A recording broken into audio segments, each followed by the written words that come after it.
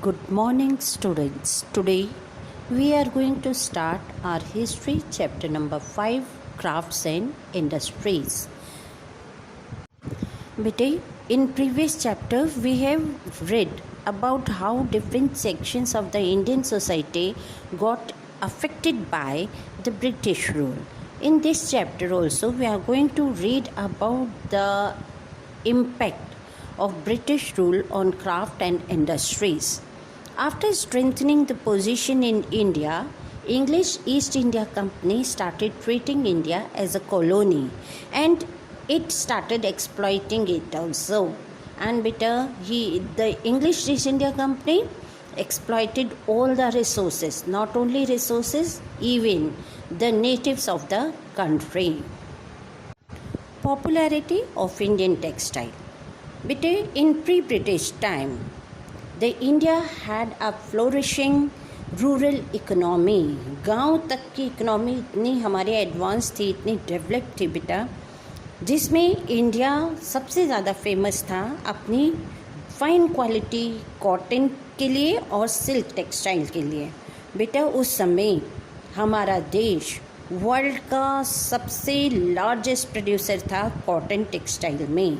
Not only this बेटा, European trading companies came to India to buy Indian textile, जो वो बाद में अपने देश में जाकर काफ़ी महंगे उस पर बेचती थी, महंगे पैसों में बेचती थी और बहुत ज़्यादा ह्यूज प्रॉफिट कमाती थी.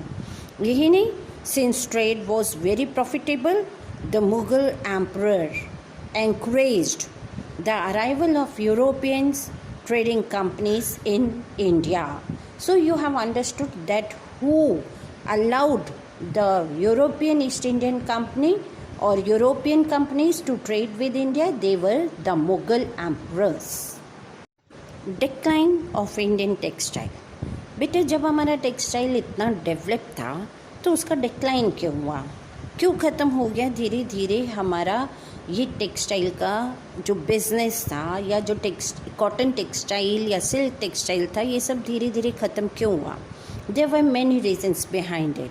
बेटे हम सब जानते हैं कि इतनी पॉपुलैरिटी थी इंडियन टेक्सटाइल की, उसके बाद भी कुछ fundamental of the industries were not strong. कैसे उसे चलाना है, कैसे कौन से प्लान्स के थ्रू उन्हें विदेशों में भेजना है, ये सब जो फंडामेंटल प्लान्स थे वो ठीक नहीं थे हमारे यहाँ.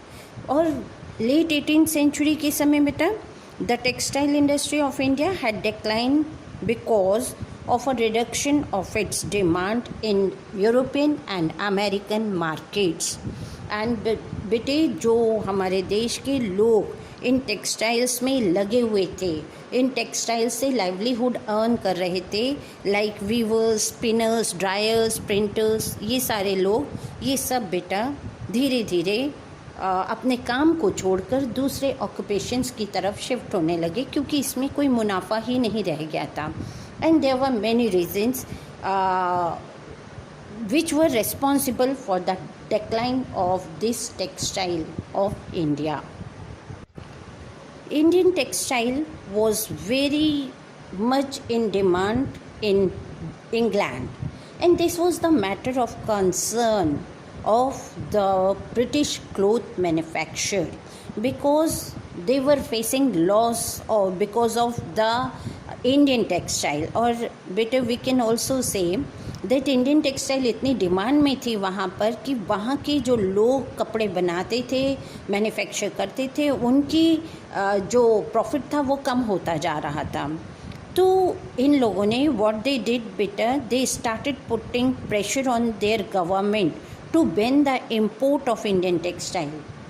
That is why in 1720 the government of Britain passed the Calico Act, by which they banned the import of printed cotton cloth into England.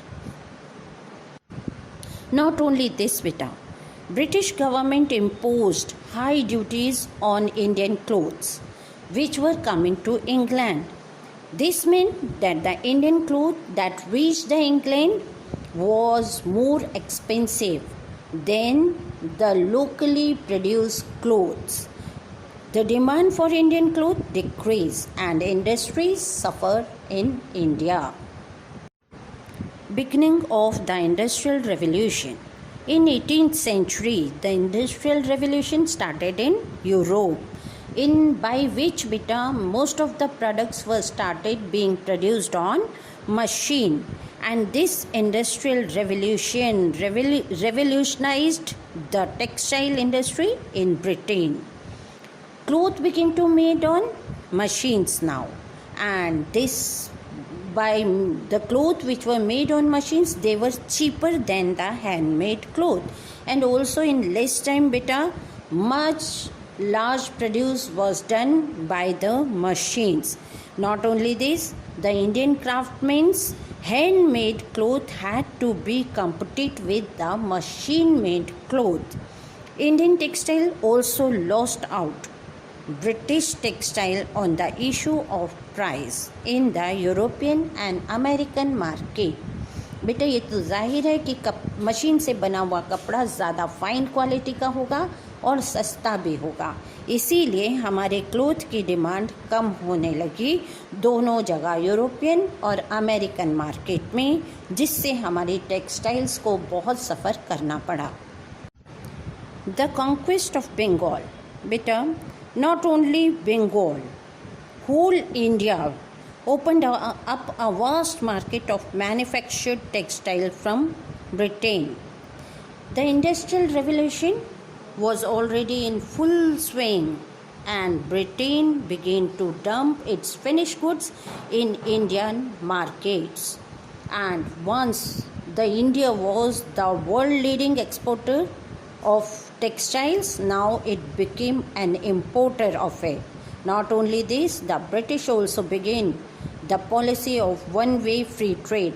इसका मतलब है कि जो हमारे यहाँ से कपड़ा जाता था उस पे बहुत हाई ड्यूटीज़ थे, लेकिन उनके यहाँ से जो भी गुड्स, फिनिश गुड्स या कपड़े हमारे देश में आते थे उनके ऊपर कोई ड्यूटी नहीं लगाई गई थी, जिसकी वजह से उनके यहाँ का बना हुआ कपड़ा हमारे देश में भी सस्ता था.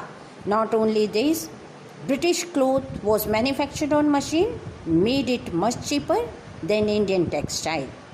That is why Indian textile producers were thrown out of business. यही नहीं बेटा, as the British went about conquering one or another territories in India, the native rulers, nobles, landlords और बेटे जो भी दूसरे ऐसे लोग थे जो क्राफ्ट को पेट्रोनाइज करते थे, क्राफ्टमैन को संरक्षण देते थे, उन सब का पावर चला गया था. As the result there was a sudden slide in demand, क्योंकि यही लोग आर्ट एंड क्राफ्ट के ज़्यादा खरीदार थे. अब ये एक ग्रुप जो अमीर ग्रुप था, जो रूलर्स थे, वो सब चले गए, क्योंकि ब्रिटिशर्स ने हमारे देश पर कब्ज़ा कर लिया. तो धीरे धीरे इन क्राफ्ट्समैन को बेटा पेट्रोनाइज करने वाले लोग ख़त्म हो गए, जिसकी वजह से इन लोगों पर बहुत ज़्यादा असर पड़ा और ये जॉबलेस हो गए. They have to shift towards the other occupations. Impact. Now we will be understanding what was the impact of these old policies of British in India. But we all know the decline of Indian handicraft transformed India into the exporter of raw material. Now Britishers were taking away raw material from India, and India became the importer of British manufactured goods. And better, when these goods entered the Indian market, they were free, while the Indian goods which were going or exported to Britain were better paying very high duties, very high custom duties. So British cotton cloth flooded the Indian markets also, और बहुत सारे weavers and spinners became jobless. Deurbanization. Better, we all have understood up till now that how the textile industry declined, the Indian textile industry declined, and there was a large scale deurbanization because the centers which were main trading centers up till 18th century, now they all were at the scale of deurbanization. That means धीरे धीरे उनका पतन हो रहा था, उनकी अहमियत ख़त्म हो रही थी.